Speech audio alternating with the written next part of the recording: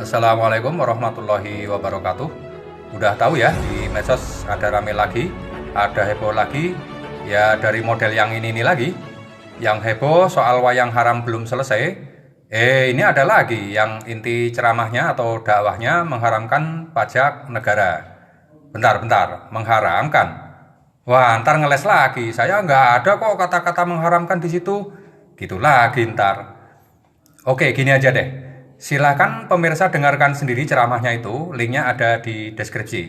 Inti narasi dakwahnya bahwa negara nggak boleh ambil pajak secara paksa, tetapi hanya sukarela. Dianalogikan seperti negara mengambil hasil keringatnya orang, kemudian dikaitkan dengan hukum Islam tentang larangan pemaksaan kehendak. Malah ada kata-kata merampok lagi. Kemudian dicontohkan pada zaman Nabi tidak ada pajak. Ketika jihad, Nabi hanya dianjurkan orang saling bersedekah. Nah, itu sekilas inti narasi dakwahnya. Kalau diperdengarkan semua, wah parah pahamnya. Baik pemirsa, sebenarnya bagaimana sih hukum pajak negara atau negara memungut pajak dalam Islam? Kita akan kaji kaidah fikihnya secara ilmiah dan akademis. Langsung aja kita uji material dulu atas narasi-narasi dakwahnya yang intinya haram pajak negara. Pemirsa, sungguh ini kalau kita nggak ngaji dalam, wah parah ke depannya. Bagaimana Islam akan menjadi agama yang penuh kemaslahatan, agama solusi, agama penuh kesejahteraan, pasti tak akan bisa dicapai kalau ilmu pengetahuan umat kurang luas alias dangkal faham. Baik, kita breakdown lagi narasi dakwahnya sebagai berikut. Poin 1, pernyataan tidak ada sama sekali pajak dalam Islam. Itu pendapat jumhur ulama. Kemudian yang poin kedua, tidak boleh negara hidup dari pajak, sebab keringat orang itu seperti negara sedang merampok. Kemudian yang poin 3, tidak ditemukan pendapat ulama tentang penetapan pajak di sebuah negara. Lalu yang poin keempat, ada hadis yang berbunyi pemilik maks, yaitu orang yang suka memungut bayaran orang-orang lewat. Nah, ini poin-poin yang akan kita bahas dan kaji. Seperti biasa, kita akan uji material kalimat-kalimat atau hujahnya dengan 3 parameter syariat Islam, yaitu Al-Quran, hadis, dan usul fikih. Maka kita akan segera tahu apakah hujahnya itu benar atau salah.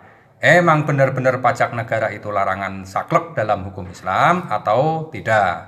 Kita akan segera tahu. Silahkan perhatikan. Poin 1. Tidak ada sama sekali pajak dalam Islam. Itu pendapat jumhur ulama. Yakin nih nggak ada sistem pajak dalam Islam? Benar, itu pendapat jumhur ulama. Jumhur artinya mayoritas loh. Jawabannya sebagai berikut. Untuk menguji hujah atau dakwahnya benar atau salah, yang katanya tidak ada sama sekali pajak dalam Islam. Pertama, silakan pemirsa baca literatur sejarahnya. Ini benar-benar sejarah otentik loh, dan sudah jadi pelajaran akademis di perguruan tinggi, baik Institut Agama Islam maupun di umum. Sistem perpajakan dalam Islam sudah dikenal sejak zaman Rasulullah Shallallahu Alaihi Wasallam. Saat Rasulullah menjalankan roda pemerintahan, pendapatan negara diperoleh dari 5 sumber, yaitu harta rampasan perang atau ghanimah, harta kekayaan yang diambil dari musuh tanpa melakukan peperangan yang disebut fa'i, kemudian zakat, kemudian ada khoroj atau pajak tanah, dan berikutnya adalah pajak kepala atau jizyah bagi non-muslim. Nah, itu sejarah awal penerapan kebijakan fiskal yang dilakukan oleh Nabi Muhammad guna membiayai urusan kenegaraannya. Sehingga dari sana kita sekarang ini bisa mengenal adanya sistem perpajakan modern. Kemudian, pada masa Khalifah Umar bin Khattab, kira-kira ini pemerintahan Islam bukan ya? Beliau pernah menetapkan sistem pajak untuk negara yang disebut usr, yaitu pajak 10% atau cukai sebesar 10% atas suatu komoditas demi kemaslahatan masyarakat. Abdul Razak dalam Musannaf Abdul Ar-Razak meriwayatkan dari Abdullah ibnu Umar radhiyallahu an menuturkan, ayahnya yakni Umar bin Khattab radhiyallahu an memungut pajak dari nabat atau gandum dan minyak zaitun sebesar setengah user atau 5% agar mereka lebih banyak membawanya ke Madinah. Sayyidina Umar bin Khattab radhiyallahu an juga memungut user 10% dari komoditas al-hutniyah atau biji-bijian seperti adas, buncis, dan sebagainya. Fakta sejarah ini juga diriwayatkan oleh Ibnu Abi Saibah di dalam Musnaf Ibnu Abi Saibah dari Ubaidillah bin Abdullah radhiyallahu an. Oke pemirsa, jadi jelas ya. Dari fakta sejarah ini, maka hujah bahwa tidak ada sama sekali pajak dalam Islam, berarti ini hujah kebohongan, alias tidak bisa diikuti. Nah, sekarang kita uji kalimat berikutnya, yaitu klaim bahwa tidak ada pajak dalam Islam, itu sebagai pendapat jumhur ulama. Kita buktikan. Pertama, dari ulama mazhab Syafi'i seperti Imam Al-Ghazali menyatakan, memungut uang pajak selain zakat pada rakyat diperbolehkan jika memang diperlukan dan kas di Baitul Mal atau kas negara tidak lagi mencukupi untuk membiayai kebutuhan negara. Kemudian jumhur ulama mazhab Hanafi, Muhammad Umaim Al-Barkati menyamakan pajak dengan naibah. Beliau menyatakan naibah atau pajak boleh jika memang dibutuhkan untuk keperluan umum atau keperluan perang. Lalu jumhur ulama mazhab Maliki seperti Imam Al-Qurtubi mengemukakan, ulama mazhab Maliki sepakat dibolehkannya menarik pungutan atau pajak selain zakat apabila dibutuhkan. Lalu selanjutnya jumhur ulama mazhab Hambali seperti Ibnu Taimiyah membolehkan pengumpulan pajak yang mereka sebut dengan al-kalf as-sultaniyah. Jumhur ulama mazhab Hambali menilai pajak yang diambil dari orang-orang yang mampu secara ekonomis merupakan jihad harta. Sementara ulama-ulama kontemporer seperti Syekh Rashid Ridho, Mahmud Saltut, Abu Zahroh, dan Yusuf Qaradawi berpendapat pajak dihalalkan dalam Islam. Yusuf Al-Qaradawi menjelaskan, negara terkadang tidak mampu memenuhi kebutuhan pembangunannya. Untuk itu harus dikumpulkan pajak sebagai salah satu bentuk jihad harta. Dalam kitab Fiqhus Zakah, bab 2, 1077. Nah, dari pendapat para ulama 4 mazhab ini tentang hukum pajak negara, jelas pemirsa bahwa hujah yang mengatakan bahwa jumhur ulama tidak membolehkan atau mengharamkan pungutan pajak negara, maka jelas itu tidak benar. Jadi sebenarnya ulama jumhur yang mana ya yang mengharamkan pajak itu sebenarnya? Wah, nggak tahu deh ulama mana. Silahkan cerna sendiri. Nah, sekarang uji hujah poin kedua. Tidak boleh negara hidup dari pajak sebab keringat orang itu seperti negara sedang merampok. Wah, kacau ini kata-kata. Begini ya pemirsa, pertanyaannya adalah, kalau negara nggak boleh hidup dari pajak, terus dari mana negara membiayai pembangunan bangsa dan negaranya? Nunggu sumbangan, ngedarin kaleng keliling dari rumah ke rumah. Pemirsa, perlu kita ketahui, di semua negara-negara Islam termasuk Arab Saudi itu nerapin pajak. Jenis pajaknya meliputi PPh, PPN atau Value Added Tax, VAT, dan pajak komoditas selektif atau cukai. Bahkan nih di media dilansir sebuah berita, akibat pemasukan negara jeblok, Arab Saudi naikkan pajak 3 kali lipat. Pemerintah Arab Saudi mengeluarkan kebijakan untuk menaikkan pajak hingga 3 kali lipat. Hal ini diambil sebagai dampak menurunnya pemasukan negara akibat jebloknya harga minyak mentah dunia.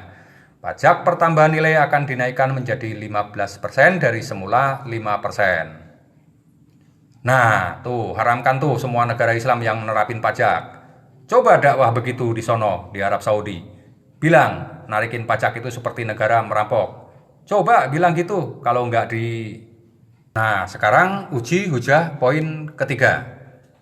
Tidak ditemukan pendapat ulama tentang penetapan pajak di sebuah negara. Siapa bilang? Lah ini apa?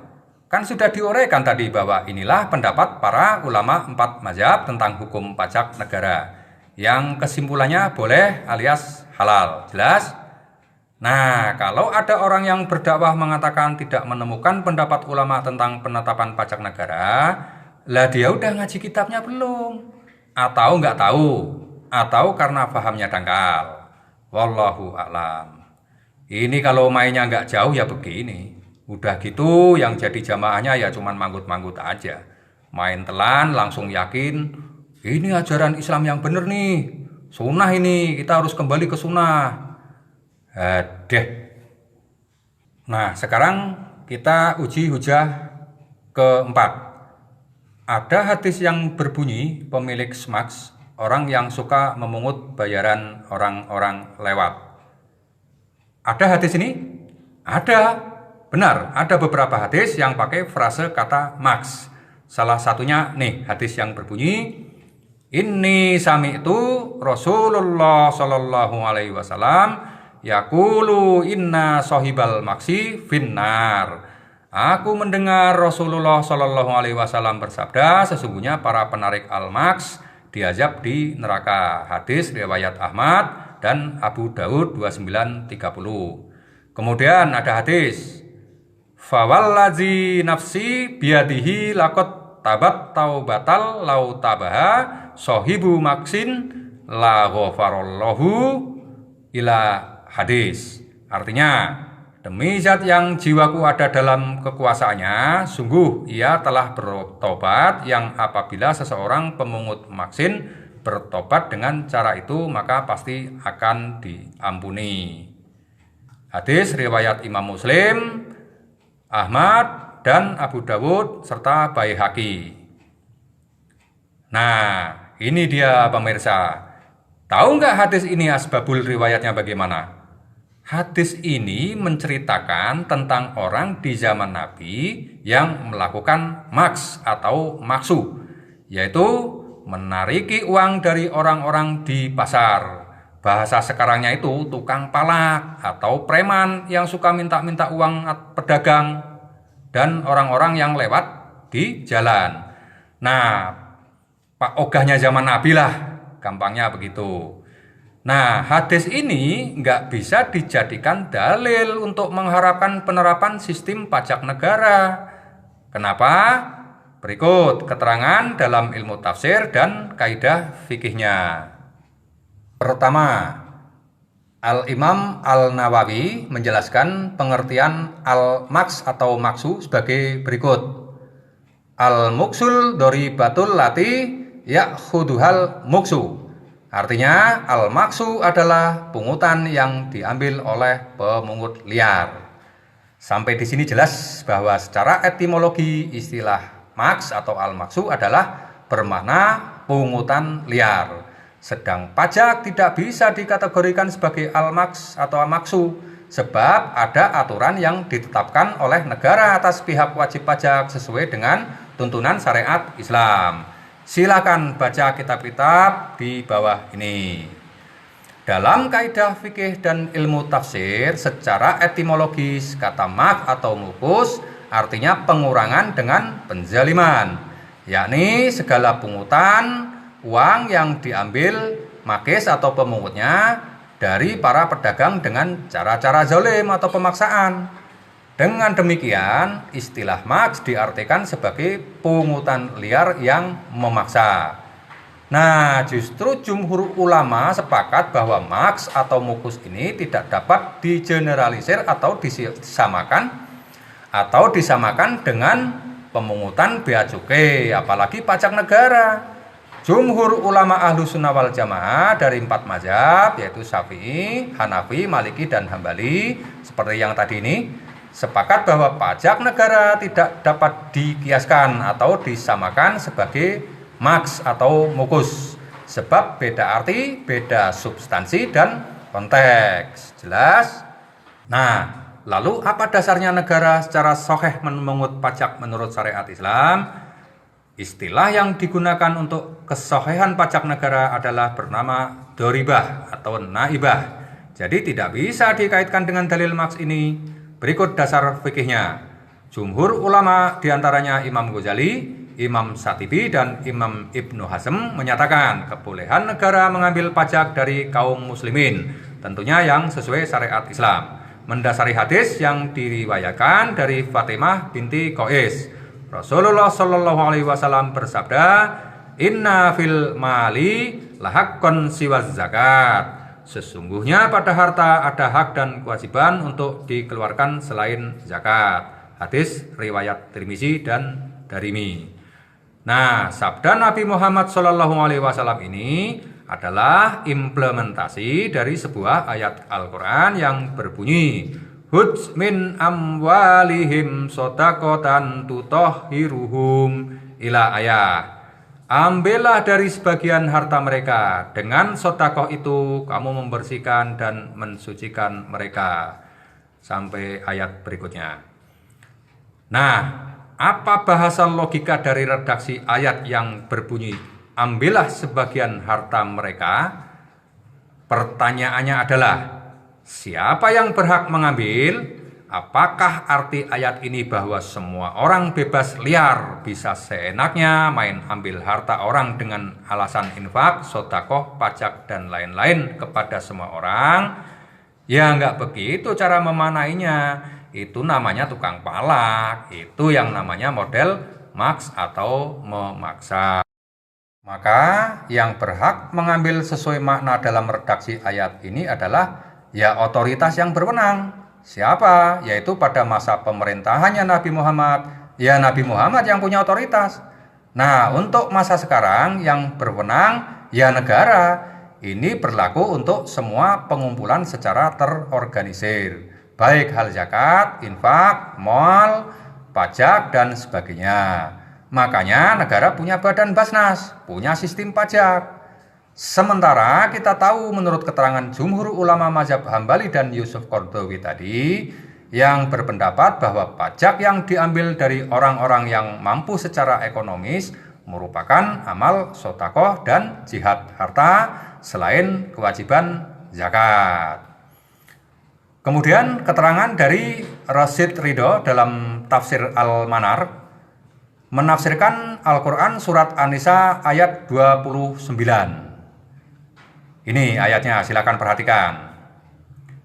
Dari ayat ini, ulama Rasyid Ridho menjelaskan yang inti serainya bahwa adanya kewajiban bagi orang yang mampu untuk memberikan sebagian hartanya untuk kemaslahatan umum. Dan mereka hendaknya dimotivasi untuk mereka mengeluarkan uang di luar zakat untuk kebaikan. Dalam hal ini bangsa dan negara. Pemirsa, bayangkan, mengurus negara itu perkara besar dan sangat rumit. Kemudian Anda menghukumi membayar pajak harus sukarela. Terus gimana dengan keberadaan para cukong, konglomerat, lalu orang asing yang ngerukin kekayaan bangsa Indonesia, yang jumlah keuntungannya tuh nggak main-main, triliunan. Lalu Anda menghukumi membayar pajaknya tuh sukarela aja. Lah, sorak-sorak para cukong. Halo pemerintah, gua bayar pajaknya 5 juta aja ya tahun ini ya. Kan seikhlasnya, Islam kan melarang loh pemaksaan loh. Mau begitu? Bangkrut negara itu. Itu suatu hukum bodoh yang parah. Hancur negara kalau ngikutin paham-paham yang begini. Pernah mikir nggak? Berapa anggaran negara buat membayar gaji pegawai pemerintahannya aja? Triliunan per bulan. Belum infrastruktur lainnya. Ribuan triliun bos. Terus kalian hukumi bayar pajak negara seikhlasnya dengan hujah amalnya banyak kok. Silakan pikirkan. Hati-hati berfatwa hukum syariat Islam. Saat engkau haramkan pajak negara berarti haram semua hasil pembangunan negara yang dibiayai dari hasil pajak. Harusnya jangan dipakai fasilitasnya. Jangan lewat jalan aspal, jangan lewat jalan tol, jangan ke mal, jangan ke pasar, dan jangan masuk ke masjid yang dibangun negara karena berarti haram juga. Mengapa? silakan mengaji tentang fikih. Apa hukumnya memakai, memanfaatkan, dan menggunakan barang haram. Cobalah wahai umat, renungkanlah semua ini.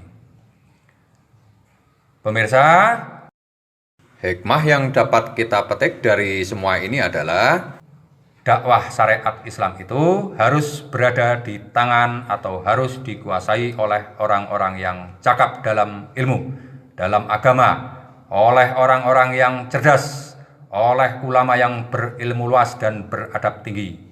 Jika agama Islam berada dalam manajemen orang-orang yang berilmu dan berfaham dangkal serta jahiliyah, sungguh itulah kiamatnya agama Islam.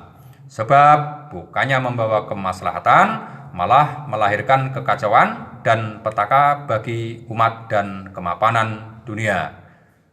Wassalamualaikum warahmatullahi wabarakatuh.